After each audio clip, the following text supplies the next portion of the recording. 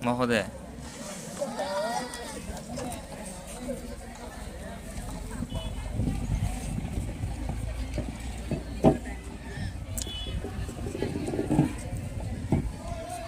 राज्यसभा के सभी सदस्यों को मेरा नमस्कार। बैठ जाओ, बैठ जाओ। सदन के आज के इस सत्र की कार्यवाही शुरू की जाए। लोक निर्माण एवं कार्य मंत्री श्री भोला शंकर जाटव जी शासकीय उच्चतर माध्यमिक विद्यालय ढोलर विद्यालय भवन नव निर्माण संबंधित प्रस्ताव को प्रस्तुत कीजिए।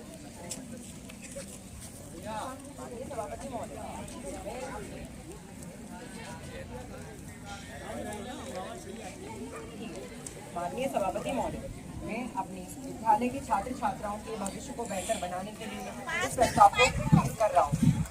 हमारी विद्यालय की बिल्डिंग वर्तमान में बढ़ती हुई छात्र संख्या को समायोजित करने में असमर्थ है। परिणाम स्वरूप छात्रों को बेहतर शिक्षा प्राप्त करने के लिए आवश्यक सुविधाओं का अभाव है। इस प्रस्ताव के माध्यम से मैं विद्यालय बिल्डिंग के विस्तार करने की इस मांग को सहमति प्रदान करने का अनुरोध करता हूँ। धन्यवाद। विपक्षी नेता किरण राजपूत जी अपने विचार प्रस्तुत कीजिए।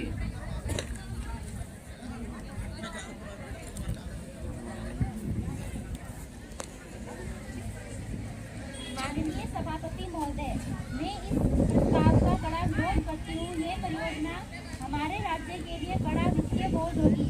इस धनराशि का प्रयोग हमारे राज्य की अन्य योजनाओं जैसे लाडली बहनों योजना, लाडली लक्ष्मी योजना, प्रधानमंत्री आवास योजना, निःशुल्क खाद्यान्न योजना आदि में किया जा सकता है। बच्चे पेड़ के नीचे बैठकर भी पढ़ सकते हैं, जैसे गुरुकुलों में बच्चे पढ़ते थे। हम इस धनराशि का उपयोग हम अपनी अन्य योजनाओं जैसे किसान सम्मान निधि योजना, प्रधानमंत्री आवास योजनाओं को बेहतर बनाने में कर सकते हैं। मुझे आशा है कि आप मेरी बात को समझ रहे हैं। धन्यवाद। विपक्ष के नेता राज्यसभा सदस्य नितिन रावत अपने विचार प्रस्तुत कीजिए। माननीय सभापति महोदय, जैसे कि कुछ बच्चों को बाहर मैदान में पढ़ना पड़ता है, जहाँ कई धूप होती है और कई पेड़ों के नीचे बैठकर पढ़ते हैं और गाड़ी का लोगों के शोर से उनकी पढ़ाई में बहुत प्रभाव पड़ता है। विद्यालय भवन के निर्माण से बच्चों को बेहतर शिक्षा प्राप्त करने में मदद मिलेगी। धन्यवाद।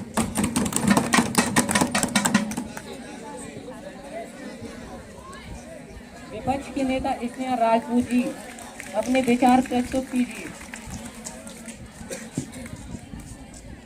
माननीय सभापति महोदय, शासकीय उच्चतर माध्यमिक विद्यालय ढोलर ग्रामीण क्षेत्र में स्थित है और यहाँ ध्वनि विस्तारक यंत्रों की इतनी अधिकता नहीं है कि बच्चों को बाहर बैठकर पढ़ने में व्यवधान होता है।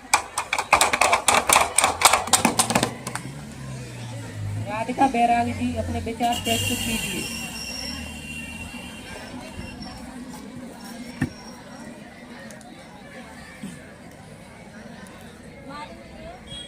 सभापति जी महोदय, विद्यालय में मात्र 120 बच्चों को सुविधाजनक रूप से बैठने की व्यवस्था है और विद्यालय में 600 बच्चे हैं जो तो बाकी बच्चे कहाँ बैठेंगे, इसलिए विद्यालय के भवन की व्यवस्था है। तुम के लिए बैठो, तुम बजाओ ना। हैं? विपक्ष के नेता धारा सिंह जी अपना अभिमत दे।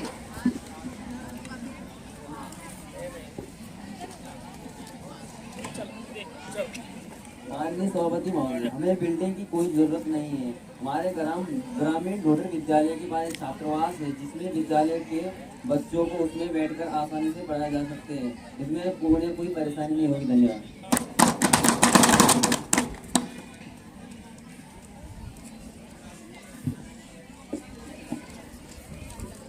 पक्ष के सदस्य मनीषा राजपूत जी अपना विचार प्रस्तुत कीजिए।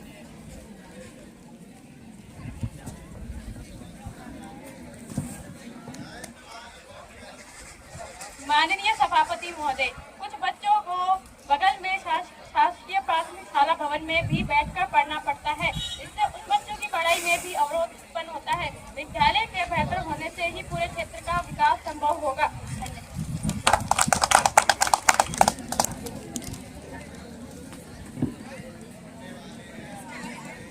विपक्ष निशा ठाकुर जी अपना अभिमत दें।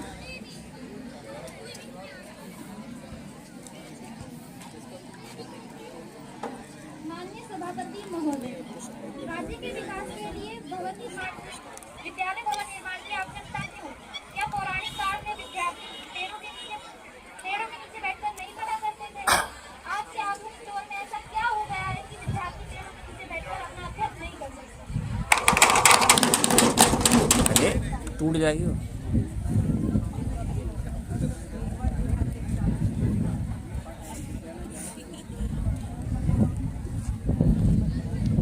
माननीय सभापति महोदय, मैं एक बार पुनः अपने विचार रखने की अनुमति चाहता हूँ। तो जैसा कि इन्होंने बोला कि पौराणिक कालों में गुरुकुलों में बच्चे पढ़ते थे, तो मैं ये कहता हूँ कि पौराणिक काल का ज़माना गया। अभी जो वर्तमान जो ज़माना है, यहाँ सब बच्चों को धूप भी लगती है, और बगल में जो रोड है उस पर चलती गाड़ी है, वहाँ पे चलते लोग आवाज़ में शोर मचाते हैं, तो उससे बच्चों की पढ़ाई पर भी प्रभाव पड़ता है, जिससे उनकी पढ़ाई अवरुद्ध हो जाती है। और हमारे प्रस्ताव का मुख्य उद्देश्य है विद्यालय बिल्डिंग के विस्तार से छात्रों को बेहतर शिक्षा प्राप्त करने में मदद मिलेगी। बढ़ती हुई छात्र संख्या को देखते हुए वर्तमान बिल्डिंग जो है वो हमारी पर्याप्त नहीं है। बेहतर विद्यालय से हमारी पूरी क्षेत्र का विकास संभव हो पाएगा।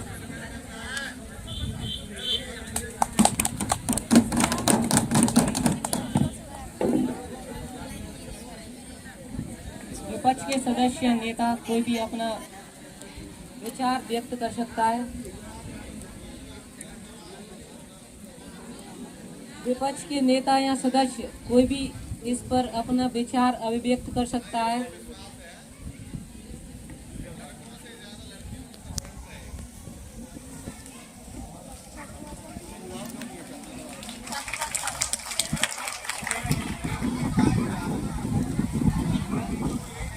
माननीय सभापति महोदय, हमें शिक्षा के अन्य क्षेत्रों जैसे शिक्षकों के प्रशिक्षण, पाठ्यक्रम में सुधार आदि पर ध्यान देना चाहिए, न कि इन सब चीजों पर।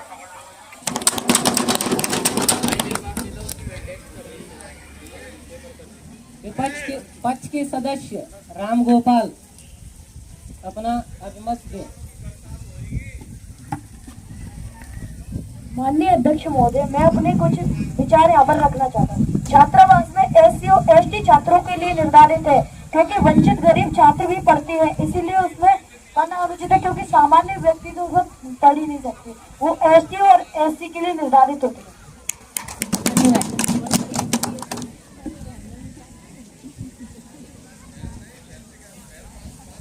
हाथ दुख गया है। विपक्ष के सदस्य नेता कोई भी इस बस पर थोड़ा सा अपने अभिमत दे सकता है।